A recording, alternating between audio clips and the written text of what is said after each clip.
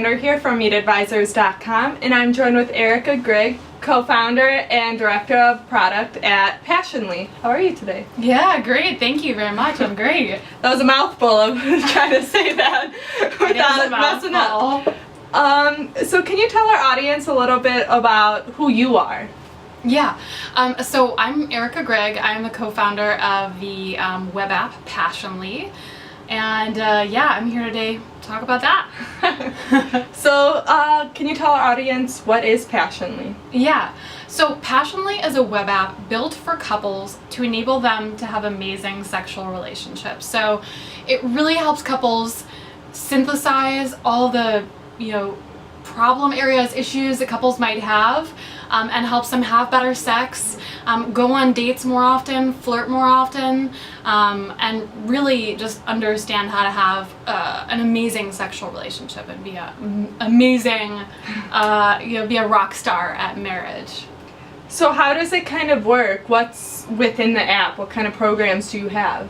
Yeah, so we have taken around 30 of the best books on marriage, and we've kind of synthesized them into things that you can do on your relationship. But basically it covers several different areas. The first is flirting, so you can message your partner, give them dirty pictures in there and just like send them little, cute little flirty texts. You can go on dates, and so we have a calendar and a date feature, and so we have 50 plus sexy, kinky, role-play dates that we recommend couples go on every single week.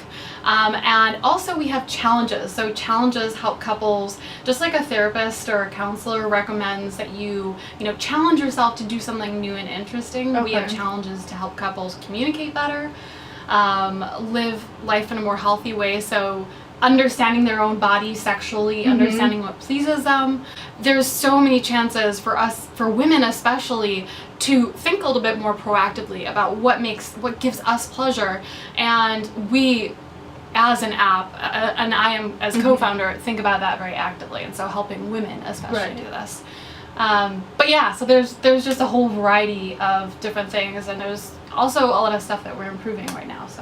So who do you see using this app more often? So is it couples that use it together, or maybe more females, more males? How does, what is that? So we have a mix of females and males, men and women signing up to the app.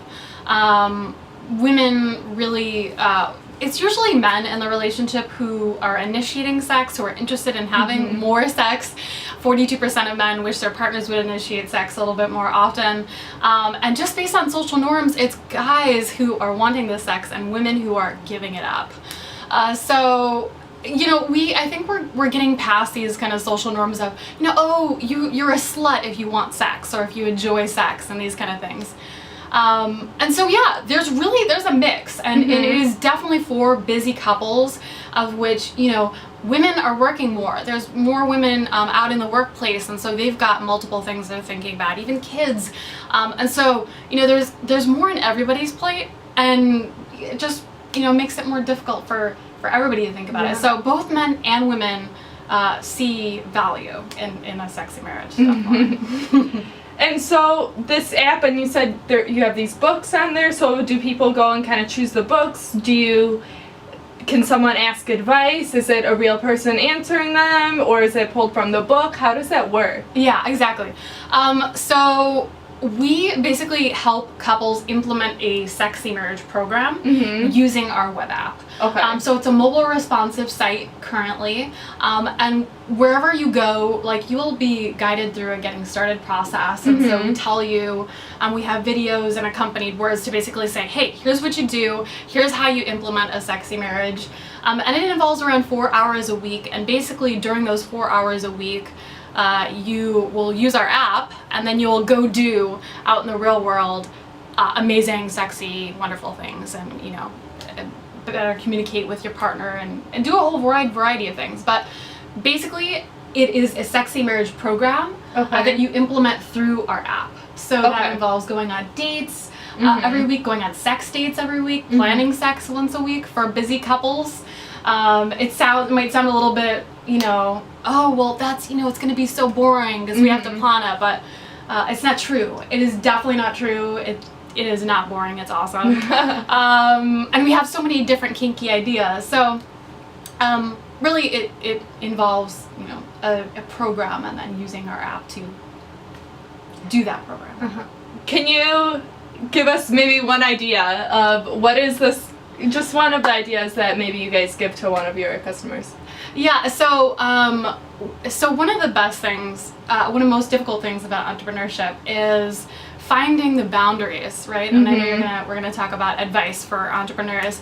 But I'm lucky that I need to have boundaries because I need to have my love dates every week. I need to have my sex dates every week. And one of the dates that we recently went on was everything feet. So it was all kinds of awesome stuff, foot jobs, and I don't know if this is NSFW, but it was great. And so every time, you know, I want to go back and look on my app, I see all these, you know, hot pictures of us, and it's so great. And not only that, but we can kind of measure how our relationship and see how our relationship is changing over time in our dashboard area. So like I see that, and you know, it's a positive reinforcement that you just don't get in any other place. So that's kind of why I co-founded it, so we can find more inspiration and more motivation to really, you know, have a more sexy marriage. So everything feet, that's an awesome date. Highly recommend that. So kind of going off the app, and then what drove you to become an entrepreneur? Yeah. So I really wanted to be a leader in the community, you know, starting in high school, before high school. And in terms of entrepreneurship, I remember walking door to door to see if you know, folks would like to recycle, because the city of Chicago, our recycling has been dubious for years. And I thought, well, you know, I will help people recycle, and I'll help do that. I really wanted to change the world too. So I felt like entrepreneurship was really the best way to change the world and to make positive change in the world. So I started a Carbon Outreach, which is a digital agency for nonprofit and green clients in London after I got my master's from University College London. And yeah, I loved it. I loved it. And I think it's I heard one of the videos was talking about adrenaline and the adrenaline rush of startups. So I love that too. So that's one of the reasons too.